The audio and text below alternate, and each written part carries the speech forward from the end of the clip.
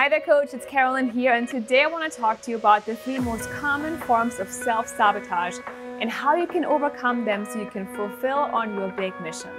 As always, before we get started, hit the bell and subscribe to our channel so you get notifications when new episodes drop every Wednesday. All about helping you go from passion to profits in your coaching business.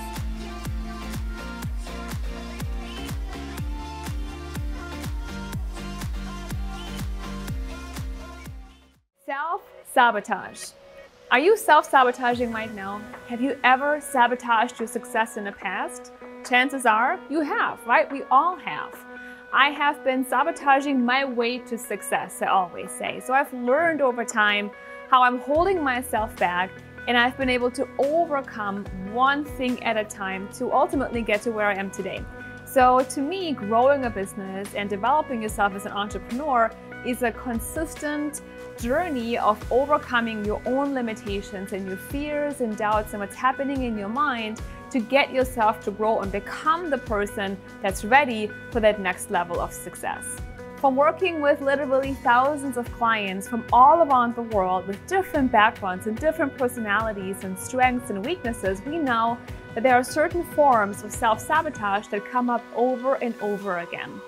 So today I want to share with you the 3 most common forms, how you can catch yourself when you do them, and how to overcome them so that you can move forward powerfully and without any limiting beliefs. The first form of self-sabotage I want to talk to you about is when you feel like you just don't deserve success, or you don't deserve that next level or those goals that you really want to accomplish. Now, what does that look like? Most people live in what I call a box or a container, which is your view of where you need to live and what's good for you and what you deserve and what you can and cannot have. So there's an upper limit, but there's also a lower limit, and people like to keep themselves in those limits. That's where we feel comfortable, that's what we're used to, and that's what we've been told is the right thing for us. So part of it is your environment. It might be your family, it might be your friends, it might be your parents that have told you what's good and what's enough for you and where you should stay. So look at your environment. How is that influencing you right now? And are you potentially trying to break out of those limits and get into the next level, but you're worried about what people might think about you, what they might say about you? Look at her, she's making all this money now. Look at him, he bought his new car. And maybe you're afraid of changing and becoming different than the people that you're used to, your friends and your family, and not belonging anymore. So you're moving outside your comfort zone a little bit into a space where you feel like it's not right for you. Another part of it is when you feel as though you can step outside your box and you can accomplish more, but then what if it goes away? So bearing that pain of achieving something and then not being able to maintain it and losing it all again.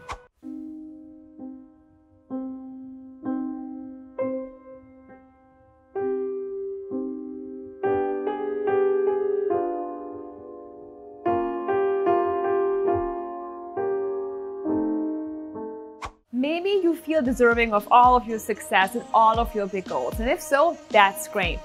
So maybe number 2 is where you're self-sabotaging yourself. The second form of self-sabotage is when you have fear of vulnerability. Let's explore this idea of being vulnerable a little bit. What does that mean? That means you're putting yourself into a situation that you're not used to that could potentially open you up to pain, to feeling embarrassment, to feeling discouraged, to feeling like you're letting yourself down and being disappointed in yourself. There's a lot of things that can happen. All of that seems very risky, very scary, and very painful to you. So what happens then? When you're afraid of being vulnerable, a lot of times subconsciously, you only give it half the effort. You don't actually go all out. You don't spend as much money as you could. You don't take the risks you could take. You don't actually go all out because you're afraid that if you do and then you fail, that idea of failure is just going to be unbearable for you. With our clients, we see it all the time when it comes to marketing, for example. Our clients put on webinars, they put on masterclasses, they market themselves. And instead of maxing out on their budgets, they go halfway. They spend $100, $200. They spend less than they could because they know that if it doesn't work out, they can always say, I didn't try. I didn't give it my all. It was just a test. It was just an experiment. So what if I failed? So what they didn't show up and they didn't buy it from me? I didn't give it my all, so it's not my fault. Another example of fear of vulnerability is when you actually do something to yourself to sabotage your way back into your box.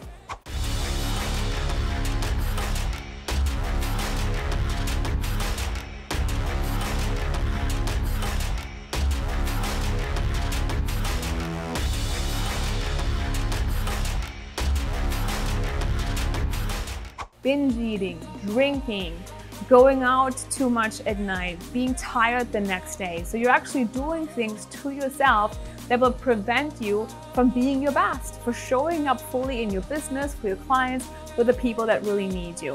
A third example might be technology overwhelm. This isn't working. Come on. I hate your technology.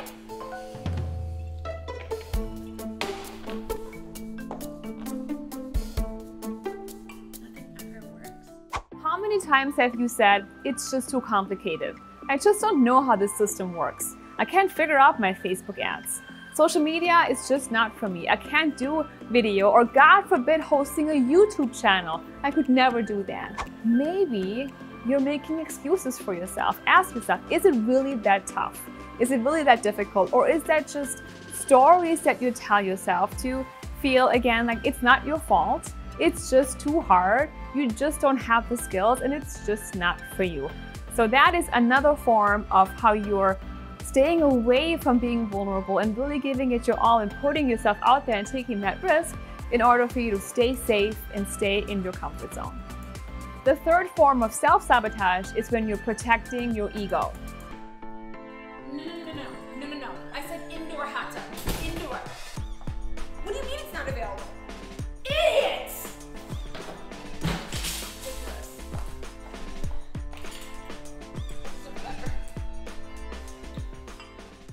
Let me start by saying that if you have an ego, that's not a bad thing. In fact, as a business owner, you need to have a certain level of confidence and belief in yourself that you can actually pull it off and that you can lead people, your team, your clients, your tribe, and your community. However, when your ego leads you to either stay away from things that will potentially put you at risk of looking foolish, making a fool of yourself, or failing, then it's a form of self-sabotage. On the other hand, people that have this ego and they're trying to protect it, they might actually really go for it. They might put themselves out there and take that risk. But when they fail, the pain of failure is so unbearable for them again that they will never try again. And I can't tell you how many business owners I've seen that did that and then closed their business down or stayed small or changed their niche or did something completely different because that embarrassment, that vulnerability was just unbearable for them. So if you are someone who has a big ego, embrace it, love it, but let it fuel you to go out there and try again, because your path to success ultimately is a path of failing, learning from it, and then doing it again. There's one more potential issue when you're dealing with your ego. When you have an ego that's so big, well, at the same time, you're feeling not good enough. You're actually suffering from what I call imposter syndrome, and I'm sure you've heard this term before. And you can see it in people who are out there trying to be more than they feel like they are inside, right? They're trying to compensate for their weaknesses potentially with external things like cars and big yachts and houses and private jets, and all these things are great. But when you're using them to project an image and you really don't believe it, you really can't be that, and you really don't feel good inside, it will lead you to feeling very inauthentic in your business. And again, this fear of sustaining it all will come up, this fear of constantly being that big person will be bothering you, and over time it will lead you to potentially crumble in your business, and it's just not sustainable. How do you overcome self-sabotage? Well, number one is you need to become aware of what you're doing right now. So if you feel you're sabotaging yourself, become aware of your patterns and your behaviors, and that will allow you to stop yourself in the moment and say, hey, this is not going well, this is not who I want to be or how I want to feel, and let's redirect. The next thing you need to do is have a plan.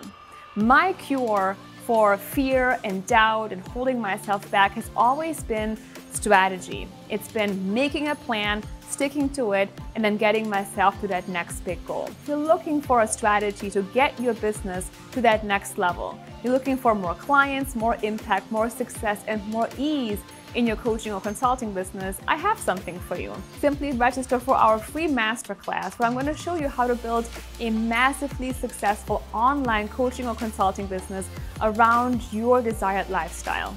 Click on the link below in the description, sign up right now, and I can't wait to see you in the class. So let's have a conversation. I'm curious how you've been sabotaging yourself. I would love for you to make a commitment right now in the comments below that you will stop your self-sabotage, that you will learn from today's episode and take action towards a much more confident and powerful future today. If you liked the episode, give me a like, subscribe to our channel, and maybe share it with your friends. Thank you so much for watching, and take care. Do you want to know the simple marketing system our clients are using to grow their coaching or consulting business and enroll consistent clients? Then join me for a free 1-hour training where I reveal to you how to create a predictable stream of clients in just 3 simple steps. To register right now, go to coachingbusinesstraining.com.